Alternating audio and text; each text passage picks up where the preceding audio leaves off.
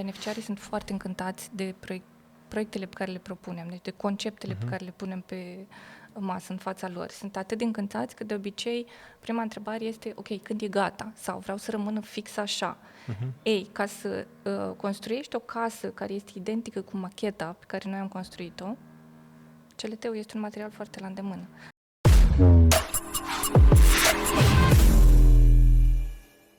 Salutare, salutare! 74% dintre voi care ne urmăriți frecvent și v-au plăcut cel puțin unul dintre videourile noastre, nu sunteți abonați. Am făcut un studiu pe tema asta și aș vrea să vă rog cu această ocazie să apăsați pe butonul de subscribe sau de abonare, pentru că dacă v-a plăcut unul dintre videourile noastre, dintre podcasturile noastre până acum, cu siguranță o placă și altele. Și foarte important, ne ajutați să creștem acest canal și să avem invitații din ce în ce mai fain, cum este și Adriana Gheorghescu, invitata noastră de astăzi. Adriana, bine ai venit! Bună, Daniel! Adriana este cofondatoarea biroului de arhitectură Miolc din Iași. Este cunoscută ca fiind una dintre cele mai riguroase arhitecte și birouri de arhitectură din România. Și ce este fain la Adriana, eu am cunoscut-o prin intermediul prietenului nostru comun, Marius Șoflete, este că este unul dintre cei mai atenți la detalii arhitecți pe care am cunoscut și care îmbină creativitatea cu disciplina în execuția proiectării la un nivel de În proces, da, artă. în procesul de proiectare. Este unul dintre cei mai mari suporteri ai CLT-ului, Cross-Laminated Timber sau lemn tehnologizat, pe care Adriana îl consideră cel mai bun material, cel mai bun sistem constructiv din România modernă și îl promovează în proiectele sale, în special pe zona de case. Adriana, ești mai mult decât binevenit. Mulțumesc foarte mult de invitație. Hai să vedem cum e la voi. Aș vrea să intrăm direct în subiect și să te întreb ce probabil oamenii se întreabă că nu văd astfel de materiale foarte frecvent. De ce CLT? La noi parcursul a fost neașteptat. Adică noi nu ne-am programat să avem o preferință. Am început, uite, la anul împlinim 10 ani de Miolc. Și acum 10 ani, ca toată România, noi construiam pe zidărie, din cărămidă, BCA. Am avut o experiență cu metal, cu structură metalică și așa am mers mulți ani de zile. Prima casă pe care am făcut-o și cu care am câștigat premiu era chiar structură pe cadre, cu zidărie din cărămidă, mixt cu BCA, pentru că avea niște console la un moment dat care trebuiau să reziste. Bun. Și asta a fost, cred că, momentul în care am început să am o discuție constructorie despre materiale ușoare, care trebuie să degreveze puțin acele plăci pe care noi le voiam într-un anumit fel, să stea sau să, nu știu, să se așeze într-un anumit fel în arhitectură, ca să răspundă unui funcțional. Bun. Și după ce am experimentat aceste materiale, am ajuns și la partea de lemn. În momentul în care a trebuit să mergem pe direcția casei eficient energetic, clar, casele de lemn ofereau mult mai mult lejeritate în execuție și mai ales în atingerea acelor criterii pe care le are Institutul de Case Pasive. Bun, și atunci am zis, hai să vedem, să experimentăm și lemnul. A fost chiar momentul de intersecție, a fost o casă. Beneficiarul a venit către noi, el a spus, vreau să certific această casă pasiv, acum cred că vreo 5 ani. Era un pionier pe atunci și în discuție cu Marius, de la care cumva începeam în birou, să avem din ce în ce mai mult know-how tehnic și începea să ne instruiască, să ne formeze astfel încât să putem înțelege cum translatăm principiile cerute de Institutul Case Pasive în proiectare în România.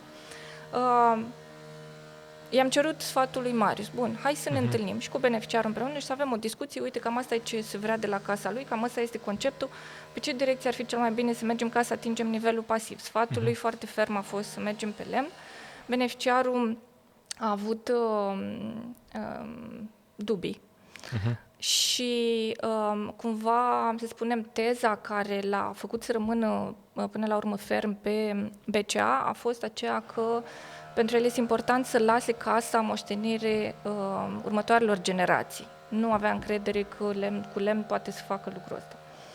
După ce a executat casa, după ce a trecut prin experiența de șantier, a spus îmi pare enorm de rău când am mers pe lemn. Și cumva și pentru noi a fost o experiență de învățare. Fiindcă eram tineri, nu văzuserăm alte sisteme constructive, era până la urmă cuvântul unui om împotriva întregii mentalități a unei țări. Și trecând prin procesul de proiectare și intrând în toate bucătăria detaliilor care trebuie să fie și foarte bine gândite și foarte bine executate, cu ghidajul lui Marius, cu ghidajul unui consultant de la Institutul de Case Pasive, proiectarea a fost foarte greoaie și după aceea materialele și punerea în operă a fost greoaie tocmai pentru că betonul în sine are probleme, BCA-ul, consolele care erau... Bun, și din momentul acela, cumva, noi am fost mult mai treji în a vedea, ok, ce înseamnă lemnul. Și intrând în proiectare pe lemn, pentru că tot din partea beneficiarilor a venit cerere, beneficiarii, mai ales din zona de IT, care sunt foarte demanding, foarte pretențioși, își doresc foarte mult precizie. Ei au venit către noi și au spus, vrem să mergem pe CLT. Este materialul care ne răspunde nevoilor noastre viscerale de control. Și atunci, deci lucrând case pe CLT, având și experiența asta în care la un moment dat a trebuit să cântărim între una și alta și am văzut cât de greu este, după aceea n-a fost decât o mișcare firească înspre CLT, pentru că pur și simplu sistemul constructiv ajută să se îndeplinească toate cerințele pe care le are un beneficiar în 2020. Ce înseamnă asta? Înseamnă că vreau să am control asupra tuturor planurilor, control asupra bugetului, control asupra execuției, control asupra eficienței casei și mai ales a comportamentului pe termen lung. Vreau să obțin sau nu o certificare de casă pasivă, asta nu e foarte important, dar vreau să îndeplinesc standardele de casă pasivă, pentru că ce mă interesează este ca pe termen lung casa să nu înceapă să mă coste din ce în ce mai mult, ci să înceapă să devină din ce în ce mai puțin important în lista mea de to-do. Mai ales în ideea că anii trec și cu cât trec anii, cu atât nu am interes să trag să fac bani. Eu vreau casa să nu devină o povară. Ok, și am discutat despre două direcții, deci control, termen lung, casă pasivă. Și mai este o direcție, este aceea a timpului. Trăim într-o perioadă în care schimbăm gadgeturile super rapid, de la un an la altul, într-o perioadă în care o mașină 4 ani, deja leșini, dacă ai ținut-o mai mult de 4 ani, în care totul se schimbă de la unul la altul, vezi AI-ul, care nu știm unde o să fie mâine. Și noi construim case în 2 ani de zile execuție și cu încă jumătate de ani ce obțin proiectare, 2 ani și jumătate. Da, așa e.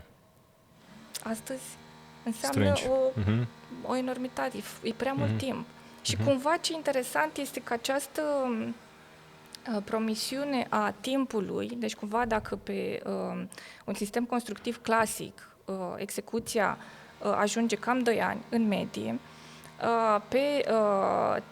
folosind CLT-ul, în 6-8 luni ești mutat. Deci de la ziua 0 în care ai început, 6-8 luni, depinzând și de infrastructura care se găsește pe teren, tu poți să fii mutat în noua casă. Se lucrează foarte mult cu lucrări uscate, de-aia nu ai timp de așteptare, ai precizie, pentru că totul este CNC-izat și orice material vine după aia, vine pe un suport foarte aliniat.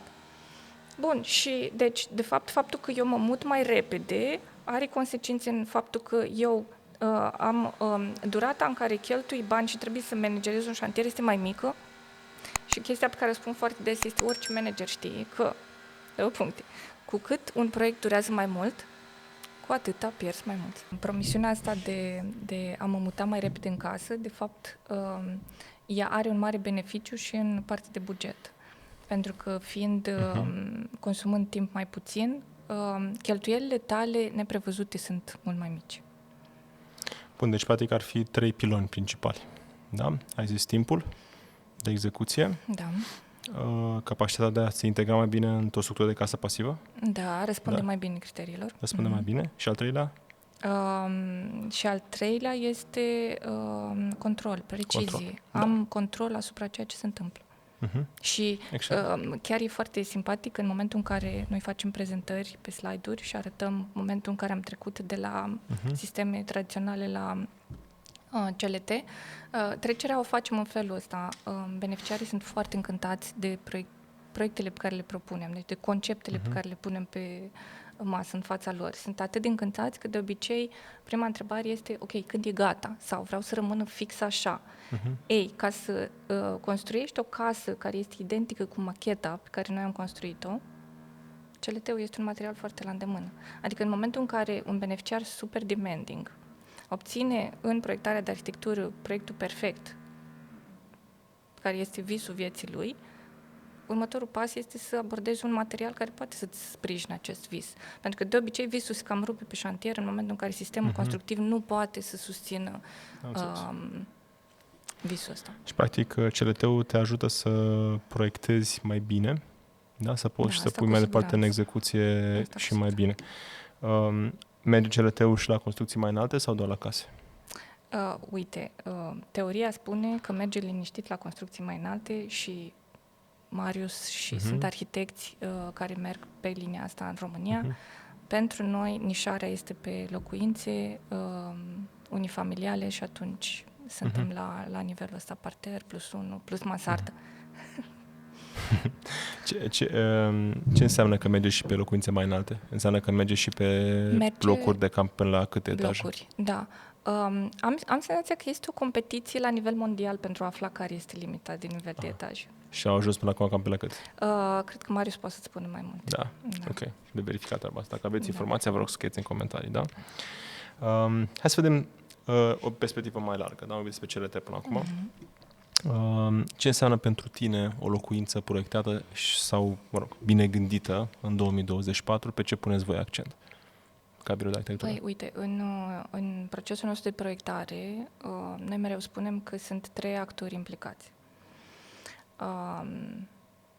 Primul actor este beneficiarul, cu nevoile lui, știute și neștiute. Pentru că noi avem unelte prin care să accesăm nevoile reale și nu acelea imprimate de cultura socială, de mediu social, de istorie, știi? Să reușești să ajungi la tine. Aici, dacă îmi permiți, o să fac o paranteză și o să-ți povestesc despre faptul că toate e-mail-urile care ajung, în general la un arhitect, sunt: vrem o casă cu living, dining, bucătărie, 3 dormitoare și 2 băi. Recunoști tipicul ăsta. Standard, da. Ei, după ce ai trecut și ai discutat cu familia, de obicei cu cuplul, cu el și cu ea, folosind uneltele pe care noi le avem în birou, în cadrul pachetului de cunoaștere, ai să vezi și la noi pe site că fiecare proiect începe cu un noruleț de cuvinte. Ei, norulețul ăla de cuvinte începe să povestească despre lumină naturală. Vreau să stau, să citesc plimbându-mi mâinile prin iarbă. Pentru mine este foarte important să am un loc de unde să-mi pot privi în familia. Pentru noi este foarte important să fim împreună. Deci ajungi la un nivel care sună poetic, poezie, dar care este foarte conectat cu ființa noastră emoțională, dincolo de ființa practică, care are nevoie de niște toalete și o bucătărie. Dar casa este acasă, este cuibul, care trebuie să răspundă și ființei emoționale. Bun, încheiind această paranteză unde eram, la procesul de proiectare. Da, deci ok, primul actor este beneficiarul cu nevoile, trebuie să treacă printr-un proces ca să-și afle adevăratele nevoi, pentru că dacă tu îndeplinești doar ce a scris el prima dată, intri singur în capcane și tu trebuie să poți să-l ghidezi prin capcanele astea. Dar avem actorul numărul 1. Actorul numărul 2, mai ales în cazul locuințelor, este teren. Am făcut videouri pe canalul nostru de YouTube în care explic, este mai ales Batman House, în care am povestit cum volumul casei, care este unul total aiurit, adică te uiți așa și zici, Dumnezeule, ce a fost asta, a explodat casa. Batman House. Da, volumul respectiv, în momentul în care o să urmăriți explicațiile, este rezultatul lecturării terenului. Asta tot. Mă uite aici, de aici răsare soarele, asta înseamnă că dormitoarele trebuie orientate spre lumină, în același timp eu trebuie să împiedic zgomotul de la strada, care este exact vis-a-vis să ajungă. În momentul în care am girat puțin fațada, nu mai are zgomotul impact, dar eu pot să mă folosesc de lumina soarelui. Știi? Mă uit după aceea pe sud, trebuie să am accesul foarte direct dinspre carport spre casă, o să fie acolo. Știi, doar citind terenul, uitându-mă la view-uri. Și, în general, eu când povestesc către arhitecți, este o listă întreagă, foarte clară, de elemente prin care trebuie să treci. Este orientarea solară, apa, vântul, zgomotul, priveliștele, după aceea vine contextul, dar noi suntem cunoscuți, fiind cei care construiesc case care cântă cu lumină, suntem cunoscuți pentru faptul că, în general, suntem foarte atenți la soare. În același timp, un impact foarte puternic îl are apa, direcția apelor. Deci sunt foarte multe componente în care, la un moment dat, mă simt așa ca un detectiv. Hai să vedem ce spune terenul ăsta, hai să vedem dacă îl ascult, unde mă duce. Și de cele mai multe ori îți dă niște rezolvări surprinzătoare și care, combinate cu nevoile de funcțional ale beneficiarului, uite că este, de exemplu, casa Japandi House, care a ajuns să aibă o rezolvare particulară, biroul ei, căreia nu-i găseau ei un loc. Nu am nicio pretenție, nu știu unde ar trebui să fie. Biroul ei a ajuns pe un seminivel pentru că accesul în casă a trebuit să fie așezat pe seminivel, tocmai ca să poată fi cumva o rezolvare pasivă, așezarea casei, în așa fel încât apele să nu vină spre casă, să fie ușor de îndepărtat din poziția casei, plecat cu taluzuri dinspre casă, astfel încât apele să nu vină dinspre stradă spre casă.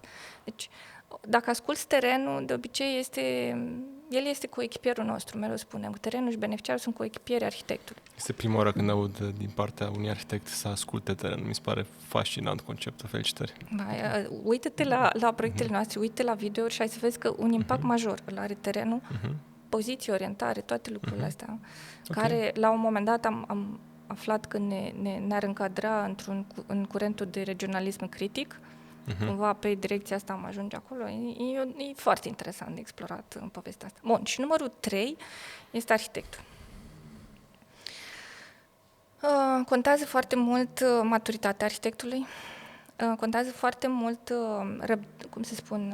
răbdarea și deschiderea de a asculta ceilalți doi parteneri, dar contează foarte mult poziționarea lui în, nu știu cum să spun, ceea ce privește frumosul. Eu mereu spun că frumosul este infinit.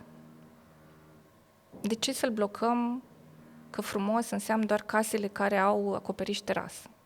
Sau acoperiș mediteranean, sau ferestre mari. Frumosul poate fi în foarte multe feluri. Hai să reușim noi, ca arhitecți, formați, maturi, care avem găletușa noastră, bibliografia noastră de forme arhitecturale și spațialități plină, pentru că e atât de mult frumos pe lumea asta, hai să reușim ca acelui cuplu și acelui teren să-i facem conexiunea cu acel frumos care rezonează și pentru el. Și atunci, poziționarea noastră în general și cea pe care încercăm să o promovăm este nu veni tu ferm și rigid cu o formă sau un frumos al tău, ci caută să vezi, știi, ca un paletar de frumos. Dacă frumos omului în zona aia, poți să-i aduci frumos de acolo și poți să-i aduci și rigoare și o spațialitate corectă și o arhitectură de bună calitate și atunci ce o să reverbereze înapoi? O să fie niște oameni fericiți, care cresc într-un spațiu care le place, care le aduce fericire, care își cresc o familie, copii fericiți, care experimentează spații corecte. Este foarte important lucrul ăsta. Mie mi se pare că un copil care este crescut într-un spațiu corect, funcțional, luminos, sănătos, nu se va mai întoarce niciodată la mai jos de atât. Da, și este mai sănătos și mai prosper pe termen mediu și lung. Exact. Nu are un bagaj, o coadă din spate care tot urmărește așa. Da, și Da, și noi spunem de treaba asta, că avem confruntări de genul da, uite că dincolo era mai ieftin și bugetul contează, dar în momentul în care pui diferența, nu știu, de 10.000 de euro într-un credit pe 30 de ani, de fapt se duce în 40 de euro pe lună, dar copilul sau familia per se ar fi mult mai sănătoasă și confortul pe care casa îl dă îi face să fie și mai productiv, deci practic cei 40 de euro pe lună pe care se plătească în final, de fapt, sunt mult mai mulți pe care îi câștigă și acoperă fără probleme, pentru că oamenii sunt mai sănătoși ei. Da, uite, am discuții cu, dincolo de experiența personală de la care am pornit, am discuții cu cupluri care au trăit în apartamente sau case orientate majoritar spre nord, deci fără lumină naturală. Ok. Răspunsul 100% este nu ne venea să stăm în casă, îți vine să fugi din spațiile care nu au lumină naturală, mai ales pe timpul rece. Nu poți să stai acolo, nu poți să te concentrezi, nu îți este hrănită vitalitatea, iar creativitatea, care este folosită în toate joburile noastre, ține de vitalitate. Dacă tu nu mai ai energie, nu ai răsuflu. Și atunci, da, ceea ce spui tu este foarte corect, adică impactul ăsta mă uit acum la cost, la cât mă costă astăzi, de fapt este vorba despre cât vei plăti psihologul, cât vei da pe spitalizare, și it's not a joke. Adică sunt studii care arată că lumina este medicamentul cel mai ușor și la îndemână pentru toate bolile moderne. Depresii, lipsa de putere de concentrare, lipsa de somn. Deci, practic, un arhitect îi poate face pe clienți mai fericiți.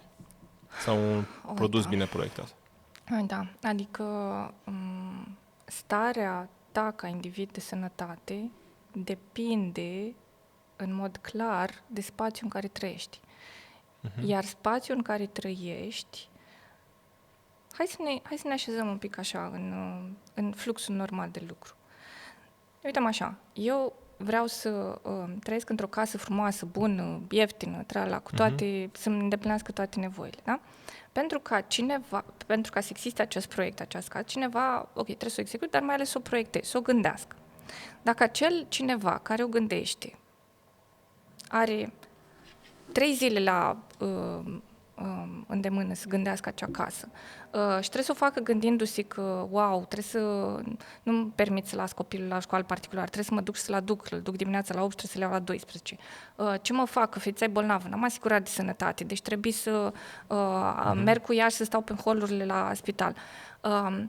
Știi, tot stresul ăsta se va regăsi în munca celui care are pe mâinile lui, în 3 zile, repede, trebuie să termine, proiectul în care tu îți vei petrece o viață și în care îți vei crește copii. E o chestie pe care eu tot spun colegilor de la birou. Putem face oameni fericiți doar dacă noi suntem fericiți. Este super relevant acel moment, acele ore, acele zile în care arhitectul pe care tu l-ai contractat stă asupra terenului, nevoilor, casei, spațialității și dacă el lucrează ca și cum ar lucra pentru el, în armonie, gândindu-se, cum am putea să trăim cel mai fericit aici? Cum aș putea să scot cel mai mare avantaj de aici? Și se duce și vine și a doua zi și se gândește și dă seama, uite, mi-am dat seama de încă o chestie, dar asta o să-mi iau o zi mai mult decât zilele alea pe care mi le-am arocat. Cum o să fac chestia asta? Cum o să-i spun că mai durează mai mult?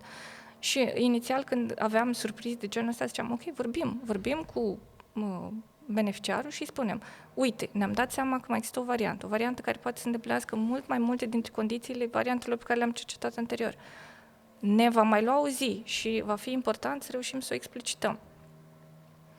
Și pentru că ne lua destul de mult timp să consumăm în a explica, pentru că și asta este, nu știu dacă am acoperit prima întrebare, ca să trec la a doua parte. Ok, continuă. O chestiune care este...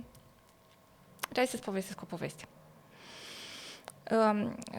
Săptămâna trecută am avut un eveniment la Miol dedicat stagiarilor, în care una dintre tinerile arhitecte care a venit la noi ne povestea, uite, a durat 1 an de zile proiectarea unei case foarte frumoase, beneficiarii foarte faini, prieteni de-ai noștri, ambele părți eram super motivate să scoatem proiectul cel mai bun. Doar că, pe măsură ce veneau nevoile și noi făceam o variantă, beneficiarul își dădea seama că ceea ce a cerut nu-l ajută, îi aduce piedici sau nu este ceea ce își dorește. Și atunci, decidea de la ideea că vreau un dressing, că nu vreau dressing separat, vreau dressing separat sau invers, știi? Și atunci, perioada asta în care beneficiarul și-a format tema, înțelegând care sunt consecințele nevoilor lui, a fost foarte lungă. Ori e mare diferență în momentul în care tu lucrezi cu un arhitect matur, da? Care se presupune că costă mai mult, care va ști să te ghidezi într-un timp mult mai scurt. Și pentru noi înseamnă propriu-zis lucru cu beneficiarul cam 2 săptămâni, Deci, într-un timp mult mai scurt, reușești să te ghidezi, să faci o temă de proiectare temeinică în care să-ți arate toate capcanele la care te expui prin cerințele tale de bază, alea cu care pornești așa.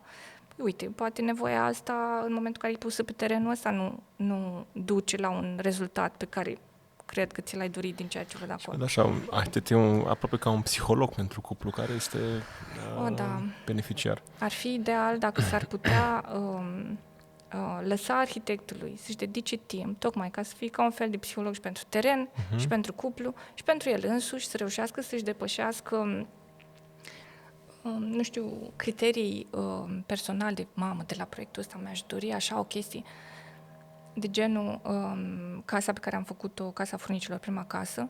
Casa Furnicilor. Da, Casa Furnicilor. Inițial, terenul respectiv, modul în care era așezat, panta pe care o avea, priveliște spre oraș, indicau ca zona de zi să fie sus și zona de noapte să fie jos. Aveai acces undeva la cota de sus, de la acces te duceai, cumva aveai o perspectivă foarte frumoasă și după aceea, pentru intimitate, dormitoarele să fie, de fapt, la nivelul inferior. Asta era o rezolvare corectă. Beneficiarul a venit și a spus, nu, pentru mine este foarte important să am de la zona de zi contact cu terenul, deci voi fi jos, chiar dacă îmi dau seama că pierd perspectiva, dar în același timp eu dormitorul vreau matrimonial. Vreau să fie cel mai sus, astfel încât să rezolve o fobie a doamnei. Și cumva el avea și acces la priveliște. Și am zis, ok, fair enough, hai să vedem cum o să iasă chestia asta. Și rezultatul a fost surprinzător. Și atunci, cumva, când spun de lupta cu noi înșine, este să acceptăm și să începem să îmbrățișăm că beneficiarul este un partener. Beneficiarul este un coechipier, terenul este un coechipier. De ce s-a chemat Casa Furnicilor? Sunt curios. Pentru că era o familie furnică. N-a fost o lovitură de geniu. A venit pur și simplu. În capul meu tot mă gândeam, oare de ce? Seamănă cu un cuib de termite? Seamănă cu ceva? Dar trebuie să-l vezi, pentru că există o asemănare și aici. Da? Da. Fine. Îmi place foarte mult abordarea asta. Adică, Diana, ți-am mai spus și când am văzut la Cluj, ultima oară, că la următoarea casă, când o să mă angrenez într-un nou astfel de proiect, vei fi persoana pe care o voi aborda în momentul respectiv. Uite, mi-a venit o idee off-topic, așa, ascultându-te. E foarte fain că poți să fii așa de focusată pe nevoile clientului, să înțelegi foarte bine și chiar să mergi în zona de a găsi soluții să-i facă mai fericiți împreună.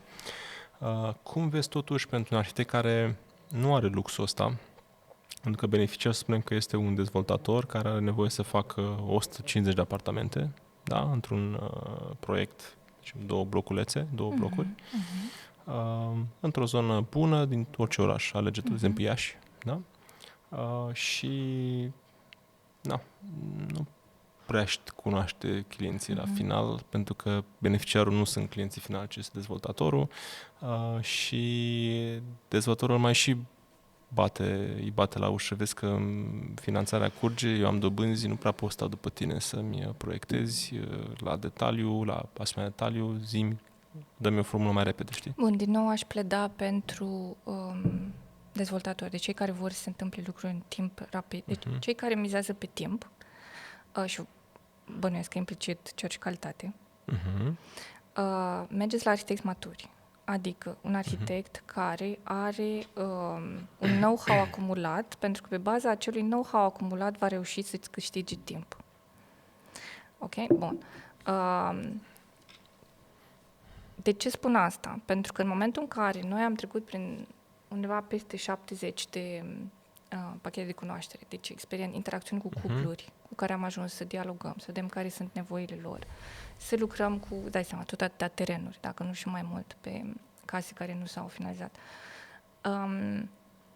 Am ajuns să ne dăm seama că există o recurență la anumite nevoi, să ne dăm seama că există o anumită, un aspect practic, o rezolvare ușoară pe anumite direcții, pe anumite scheme funcționale și atunci e clar că noi, în momentul ăsta, suntem ca o bază de date ambulantă.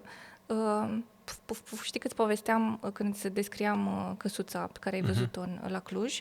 Păi, din statistica pe care o fac la toate casele și toate cuplurile cu care am vorbit, Este foarte important, accesul să fie protejat, bucătăria să fie imediat în apropierea accesului pentru că îți favorizează fluxul de aprovizionare, să ai un grup sanitar lângă, să poți să ai acces la o zonă în care să lași haine, papuci, să nu se întâmple, știi cum, de acum turui.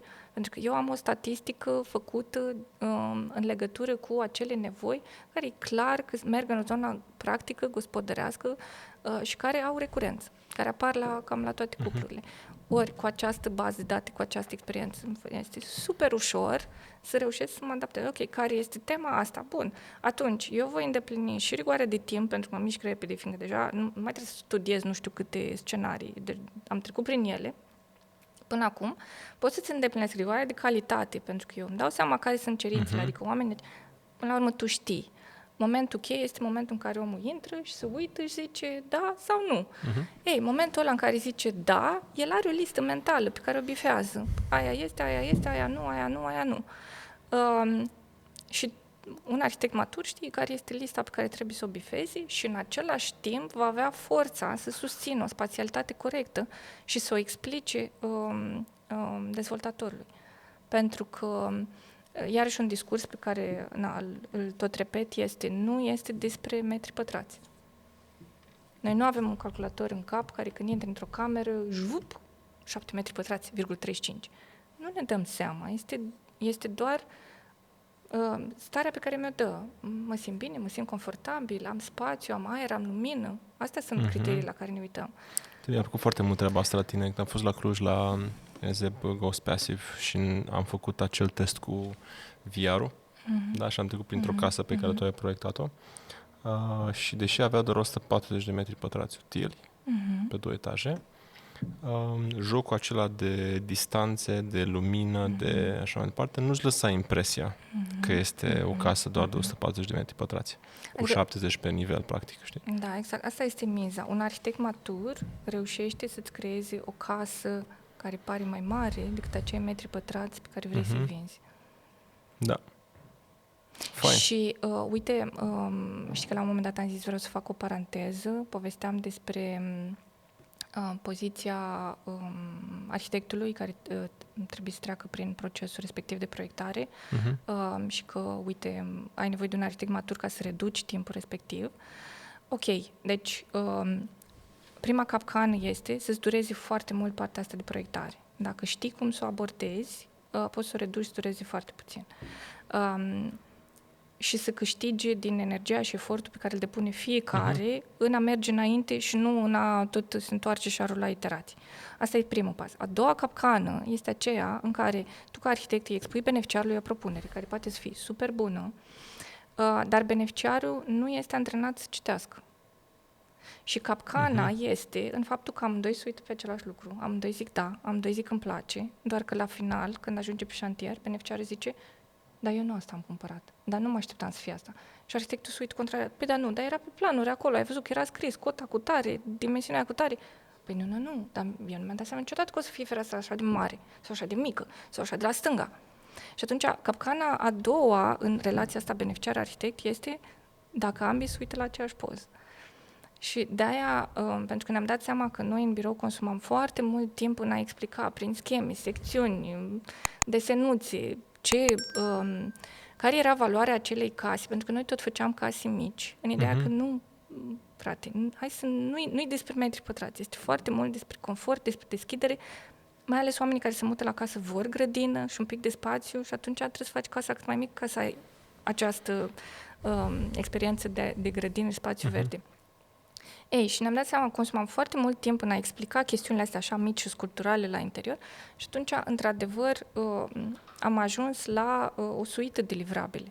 Și suita de livrabile, ca să nu cădem în capcana asta, că nu vedem același lucru amândoi, este VR-ul, macheta, ele se completează reciproc. Macheta? Ok, fizică, deci nu randare. Machetă fizică, pentru că vine feedback-ul de la toate familiile cu care am lucrat, că la un moment dat speram să scăpăm de machetă dacă avem VR-ul. Nu, macheta ajută foarte mult și așează, dă structură, împământează, nu știu cum, ceea ce au văzut în VR, îl așează și îl înțeleg foarte bine funcționalul, planuri, secțiuni, animație și acces la 3D-ul fișierul în care se pot ei plimba și pot să umble, să-și ia cote, să îl simt așa la mână. De obicei, doamnele sunt foarte atașate de machete, domnii foarte atașați de 3D, în care pot să meargă ca la jocuri, așa. Da, și pe care amețești un pic. Eu am amețit după un VR pus pe ochi la casa Adrianei, care eu rămân cu imaginea aceea, cred că e o casă care poate fi reprodusă la scară, dar vom vorbi într-un alt material pe subiectul ăsta.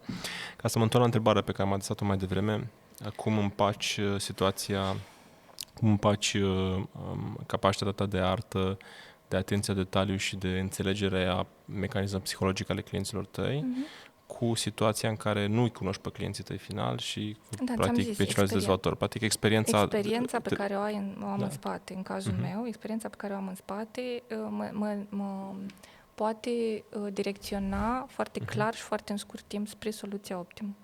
Deci, practic, știi că la nivel social ai cam aceste categorii de clienți, cam astea se potrivesc pe locația asta din Iași, nu știu, cartierul Nicolina, dau un exemplu, sau cartierul Copou, că e mai cunoscut.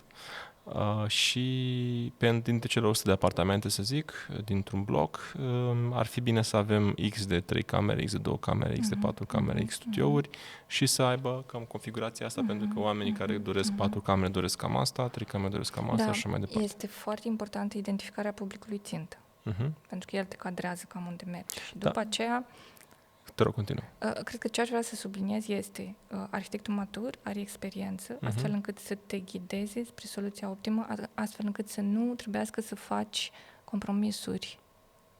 compromisuri dureroase din cauza timpului și a banilor care trebuie implicați într-o dezvoltare imobiliară. Poți să standardizezi totuși, că deja în momentul în care tu faci setup-ul, zice că o să ai cam 10 apartamente de fiecare tip.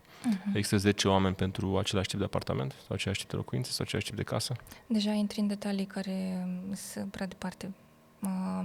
Noi am avut experiențe de genul ăsta, uite, am avut o solicitare pe un teren undeva mai în exteriorul orașului, deci nu era în zonă dens construită, dar cu cerințe de nivel de înălțime destul de mare.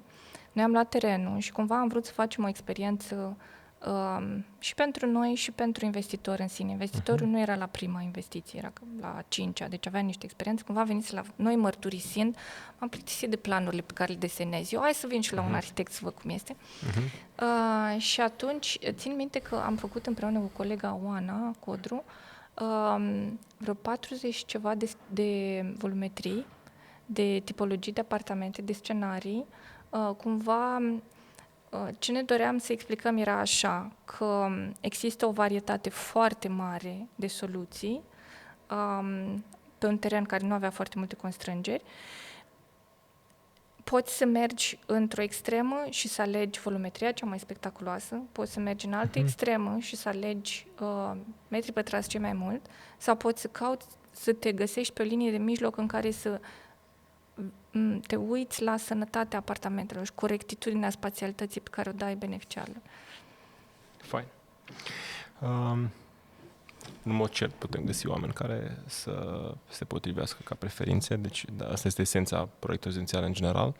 Am vrut să împing pe Adriana să vedem dacă poate găsi o formulă de împăcare a acestor standardizări cu spiritul ultra creativ și atent la detaliu și cred că l-am găsit undeva, este acolo cu reconciliere.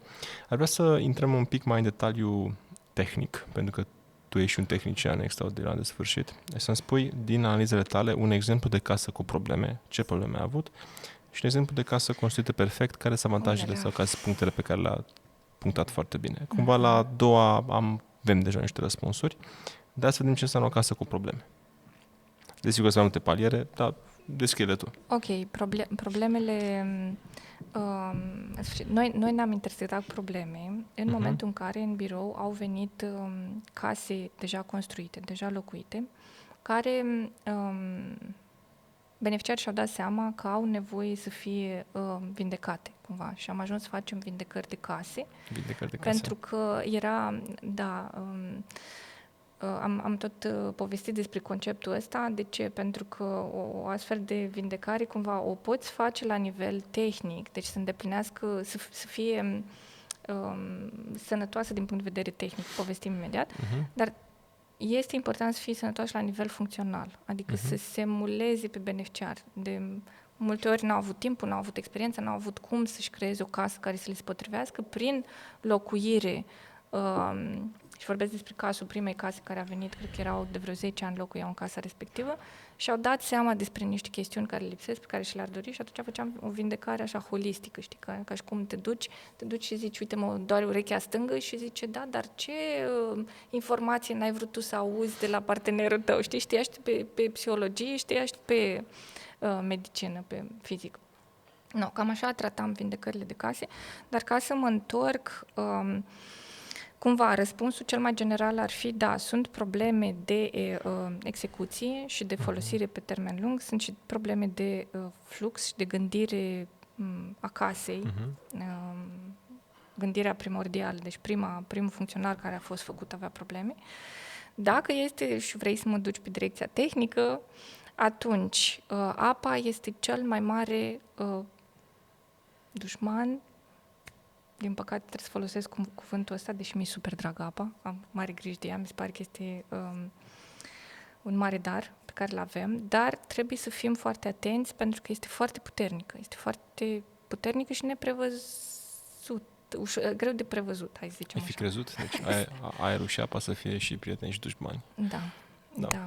Ei, apa este, dacă ne ducem numai pe linia apei, de acolo o iei de la fundații, montaj ferestre, poate chiar închideri pereți, și asta înseamnă barierele de la interior, și pe aceea ajungi și la învelitoare, probleme cu nemiluita. Deci, dacă vrei lista de probleme, intrăm în ea, dar mi-ar fi mai ușor să-ți povestesc cum ne uităm noi când începem proiectarea, astfel cât să evităm probleme. Te rog. Un arhitect poate să-ți evite costuri mari cu protejarea față de apă, ceea ce înseamnă suprahidroizolare, rigole, poate drenuri mai mult decât trebuie, dacă el știe să o așeze corect pe teren. Arhitectul este cel care alege, conform legii, cota 00 a casei, deci el îți alege cât de sus este așezat, deci alege unde poziționează pe teren. Știu că în București, în general, aveți teren plat. La noi, la Iași, nu prea nimerește. Aveți 2 mici dealuri. Da, prea nimerești, bine, și alea dens construite.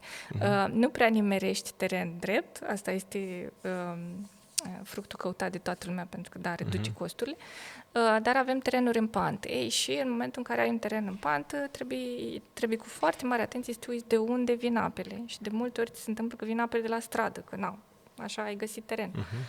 Ei, și atunci, cumva, tu ce-ți dorești este să poți să ai acces facil în casă, adică dacă vii cu trollerul de la, nu știu, piață sau de la avion, să nu te cari pe trepte cu el, dar în același timp apele să n-ajungă ușor la casă. Bun, și atunci cota casei este foarte important cum o alegi. Cel mai ușor este să ridici casa ceva mai sus de direcția din care vin apele și după aceea să taluzești, deci să arunci apele dinspre casă spre limite, decât invers să accepti că apele vor veni spre tine și să asume asta și după aceea constructiv și prin soluții tehnice să încerci să te lupți cu chestia asta. Ok. Bun, apa ar fi prima problemă majoră. Care este a doua? Păi dar din apă rezultă probleme. Din apă rezultă, adică în general cam toate casele de aici au. Și apa sub toate formele, adică apa sub formă lichidă și hai zicem că cum dădeam exemplu mai înainte de apele pluviale, dar avem, de exemplu, avem apa în stare de vapori, care, ea cumva presează din două direcții, dar iarna, în timpul rece, mai ales presează din interiorul casei și atunci vaporii aia, dacă nimeresc pe strat rece și asta undeva în zona în care încă mai sunt vapori, condensează și dacă acolo e rece, dar nu taman îngheț, că de obicei punctul de rouă este undeva, poate să ajungă și la 10 grade și la 12 grade, adică poate fi mult mai sus decât te aștepta și atunci dacă ai o punte termică, în zona aceea apare condens, apărând condens, apa e sursa vieții. Și întreține viața. Mai departe, viața care s-ar putea să nu ne fie taman prietenoasă. Adică, nu știu. Da. O viață, nu vrei pet mucegai. Da. Ok. Și asta este stare de vapori. Mai este stare de la zona aia îngheț și mai ales la îngheț-dezgheț. Deci problemele apar la îngheț-dezgheț când apa fiind stare lichid se infiltrează și după aceea îngheață și își mărește volumul și pocnește. Și asta înseamnă toată partea asta de învelitoare. Bine, și trotuare, deci zona de pe lângă casă și partea de învelitoare. Și apoi, zăpada, da, eu cu chestia cu zăpada, eu n-am mai văzut zăpadă de ceva vreme. Nici la Iași noi. Păi, nins odată pe iarnă în ultimii 2 ani, deci cam... Da, și la București am prins o nisoară acum o săptămână. Da, atât. Și am pus un calendar, da, să faci poze, e cu cruce acolo, știi? Da. Ne apropiem de finala, Diana, și înainte de a intra în deja binecunoscutul chestionar de Concept 7, TC7, care se surprize și pentru Diana, deci nu știe ce va fi aici, aș vrea să te mai întreb un lucru. Intrăm în 2024 și România intră pe harta Europei și a lumii din ce în ce mai frumos. Cel puțin dacă te uiți în exteriorul Europei, vezi că România începe să fie comparată cu, poate la un nivel mai mic, cu Polonia. Da, tot mai mult se fac statistici în care arată că România este a doua mare forță pe zona de est a Europei și românii încep să câștige mai bine și să-și dorească o viață mai prosperă, un confort mai mare și să și-l și permită. Da? Ce vezi tu că înseamnă în 2024 confortul pentru români și ce își doresc ei exact de la casa lor ca să fie confortabilă? Băi, uite, pot să-ți răspund foarte simplu din chestionarele pe care le avem noi, din interacțiunile pe care le avem cu beneficiarii. Și cumva în suita de priorități pe care o au, care apar la toate interacțiunile, cu toate cuplurile, sunt să aibă spațiul lor, un spațiu foarte bine luminat, natural, să aibă intimitate, pentru ca să poată să simtă că au parte de viața lor, așa cum vor ei să-și o croiască între limitele lui acasă. Deci lumină natural foarte multă, intimitate, astea sunt cerințele cele mai puternice. Și apoi apare cea în care nu vor să mai umble la casă măcar 10 ani, știi, așa o negociere, măcar 10 ani, nu mai vreau să mai trebuiască să mai am altceva de făcut la casă. Și dacă acum circa 5 ani când ziceam că era pionieratul cu casele pasive, acum toate temele de proiectare ne cer să fie casa cât mai aproape de pasiv. Se dovedește că low E, cel de-al doilea standard al Institutului de Case Pasive, este cel mai ușor de atins în România. Nu neapărat vor să certifice, dar interesează ca principiile să fie aplicate. De ce? În ideea ca costurile de mentenanță să fie cât mai mici, deci casa să devină sau casa să ajungă să fie cât mai puțin povară și cât mai mult culcuș. Bucurie. Da. Fain.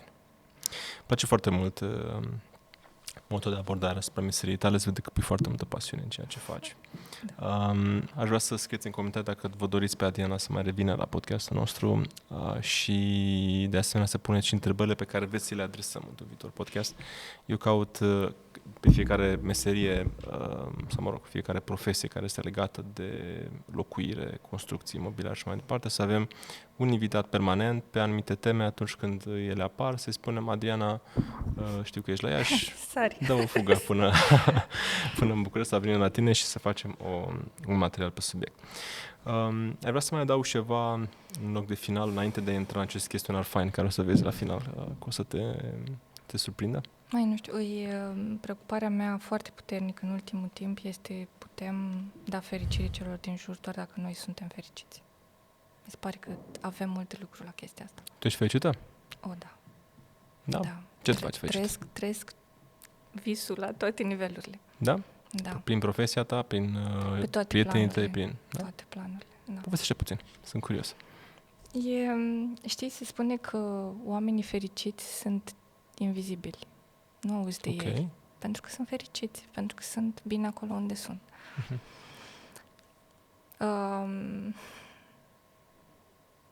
Care este povestea fericirii?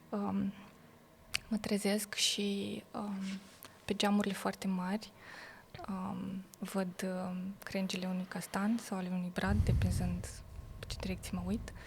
Am doi copii minunați. Să crească frumoși. După aproape 17 ani îmi iubesc soțul mai mult decât l-am iubit în prima zi. Este o relație minunată. În fiecare zi nu simt că mă duc la job sau la birou. E parcă aș merge în familie, suntem ca o familie și abia așteptăm să facem daily-ul de dimineață ca să putem să ne reconectăm unii cu ceilalți. Lucrați împreună? Soție nu. E familia de la Familia de la birou, deci a doua familie, ok. Da, unde suntem foarte, cum să spun, avem aceleași valori, vedem arhitectura la fel și fiecare zi este o bucurie. Și chiar ni se întâmplă când avem prezentările de concept, invităm persoane din exterior ca să vadă ce bucurie este o prezentare de concept, cât de frumos poate să fie. Fain. Da, și altă chestiune, uite că dacă tot mi-ai pus întrebarea asta, cred că un lucru care contribuie mult la bucurie și la starea asta de bucurie, din ce în ce mai mult reușesc să-mi rostesc adevărul. Ești autentică. Mi se pare că este o provocare foarte puternică, nu e foarte ușor de făcut, dar faptul că reușesc să-mi rostesc adevărul față de mine însă, față de lumea exterioară, față de soț, față de copii, este o binecuvântare. Frumos. Pentru aceste ultime cuvinte ale Adrianei merită un like acest video și merită să o urmăriți pe Adriana pe miolc.ro. Da? Un om fericit. Da. Un om fericit care face cu pasiune ceea ce face. De asemenea, pe canalul de YouTube, pe Miolc, la fel se numește, Da. Acolo găsiți multe studii de caz faine pe care le-a făcut. Plus că, ca să facem misiunea mai ușoară celor care urmăresc videourile cu noi cumva avem videouri și la noi și în alte părți filmate și atunci pe site există butonul videotecă și acolo am pus cam link către toate videourile în care povestim. Super fain. Ați găsit, da? Ați găsit, adică deja v-ați uitat. Urmează să vă uitați. Acum să vă uitați. În încheiere, o să trec prin cele 7 întrebări un pic diferite ce te aștepți la un podcast despre imobiliare și construcții. Și începem cu prima. Ce îi răspunde bunicii mele dacă te întreabă cu ce te ocupi? Bunicii mele. Da. Foarte frumoasă întrebarea. Cu ce mă ocup? Construiesc cuiburi. Construiești cuiburi? Cuiburi, da.